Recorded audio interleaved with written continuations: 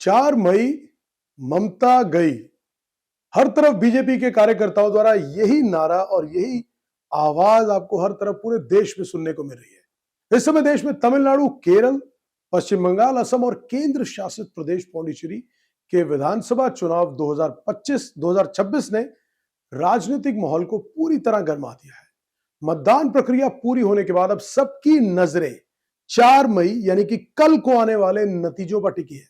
इन सभी राज्यों में सबसे ज्यादा चर्चा पश्चिम बंगाल के चुनाव को लेकर है। इसकी सबसे बड़ी वजह यहां का सीधा मुकाबला है सत्ताधारी तृणमूल कांग्रेस और चुनौती दे रही राष्ट्रीय पार्टी भारतीय जनता पार्टी के बीच। इसके पीछे बहुत बड़ा ऐतिहासिक कारण भी है, आपको समझाते हैं। जनसंघ के संस्थापक श्यामा प्रसाद मुखर्जी का संबंध बंगाल से रहा है, इसलिए बीजेपी के लिए राज्य सिर्फ चुनाव नहीं बल्कि वैचारिक विस्तार की लड़ाई भी है।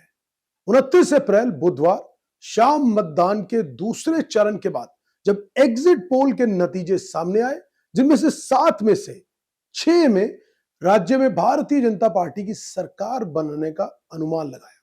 मुख्यमंत्री ममता बनर्जी ने शुक्रवार को यह आरोप लगाया कि टीएमसी कार्यकर्ताओं का मनोबल गिराने के लिए भाजपा के निर्देश पर एग्जिट पोल के पूर्वानुमान प्रसारित किए गए। उन्होंने भरोसा जताया कि सत्तारूढ़ पार्टी राज्य के चुनाव में 294 विधानसभा सीटों में से 226 से अधिक सीटों पर विजयी होगी। लेकिन इस बात में कोई दो राय नहीं कि इस बार चुनाव में बीजेपी ने अपनी पूरी ताकत झोंक दी है। बड़े स्तर पर प्रचार, संसाधनों का इस्तेमाल और केंद्रीय नेतृत्व की सक्रियता हर तरफ देखने को मिली। दूसरी तरफ वहां बात करें अगर ममता बनर्जी के नेतृत्व की टीएमसी ने स्थानीय मुद्दों और जनाधार पर भरोसा जताया।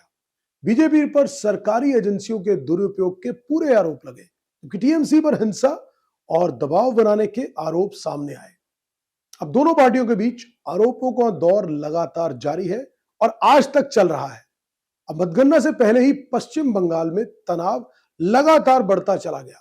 कोलकाता की बात करें तो कोलकाता के विधाननगर में स्ट्रांग रूम के बाहर बीजेपी और टीएमसी कार्यकर्ताओं के बीच झड़प देखने को मिली। वहां ईवीएम की सुरक्षा को लेकर विवाद हुआ। केंद्रीय कर्मचारियों की तैनाती को लेकर दोनों दल वहां आमने सामने दिखाई दिए। सुप्रीम कोर्ट के फैसले को लेकर भी दोनों पार्टियों ने अलग अलग दावे किए। टीएमसी ने इसे अपनी जीत बताया, जबकि बीजेपी ने इसे ममता बनर्जी की हार करार दिया।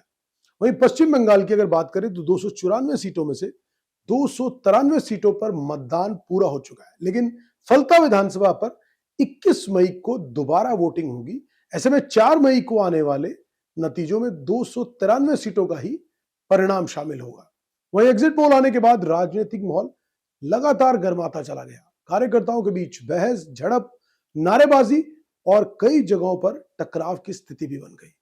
अगर बात करें गुरुवार रात में भवानीपुर क्षेत्र में टीएमसी का एक वाहन पहुंचा था। इस वाहन को भाजपा समर्थकों की भीड़ ने घेर लिया। समाचार एजेंसी एएनआई की तरफ से जारी एक वीडियो में साफ दिखाई दिया कि लोग वाहन को रोककर जमकर नारेबाजी कर रहे हैं और इसी बीच एक शख्स चिल्लाता है, गाड़ी में कुछ है।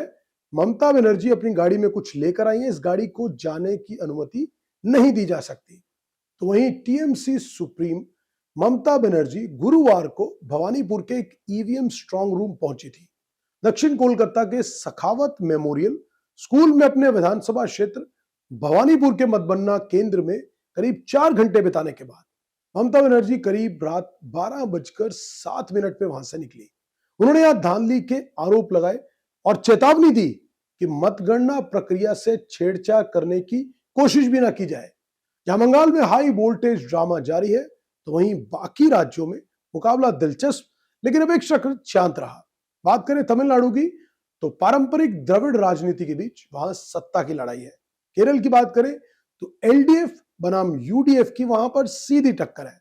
दूसरी तरफ अगर आसाम की बात करें तो बीजेपी और क्षेत्रीय दलों के बीच वहां पर मुकाबला दिखाई देता है। पुडुचेरी की बात करें तो छोटे राज्य में बड़ी समीकरण अब सबकी निगाहें 4 मई पर टिकी है, जब वोटों की गिनती शुरू होगी। लेकिन असली तस्वीर तब सामने आएगी लगभग 12-1 बजे के होते होते तक। उम्मीद है कि नतीजे मुख्यतः तौर पर सामने आ जाएंगे। एग्जिट पोल चाहे जो कहें या जो भी रहे हो अब तक, अंतिम फैसला तो जनता के वोटों से ही तय होगा। राजनीतिक दलों के वादे, कार्यकर्ताओं का उत्साह और जनता की उम्मीदें, सबका फैसला अब सिर्फ इस एक रात के पार है। जैसे ही अगले दिन का यानी कि कल का 4 मई का सूर्योदय होगा, तो उम्मीद करते हैं कि इस बार का चुनाव कुछ ऐसे चुनावी समीकरण या नतीजे भी ला सकता है जो चौंकाने वाले हो। तो देखना दिलचस्प होगा कि क्या जो भारतीय जनता पार्टी के कार्यकर्ता एक नारा हर तरफ लगा रहे हैं कि 4 मई ममता गई, क्या वाकई में ही ममता बनर्जी की इतने सालों के बाद वहां से रवानगी होगी मुख्यमंत्री की कुर्सी से, या फिर ममता बनर्जी एक बार फिर से अपने इतने साल की राजनीति को और ये दिखाने के लिए कामयाब होगी कि वो वाकई में ही बंगाल की राजनीति की, पश्चिम बंगाल की राजनीति की पीएचडी है और वाकई में ही उनको उस किले को भेदना इतना आसान नहीं था।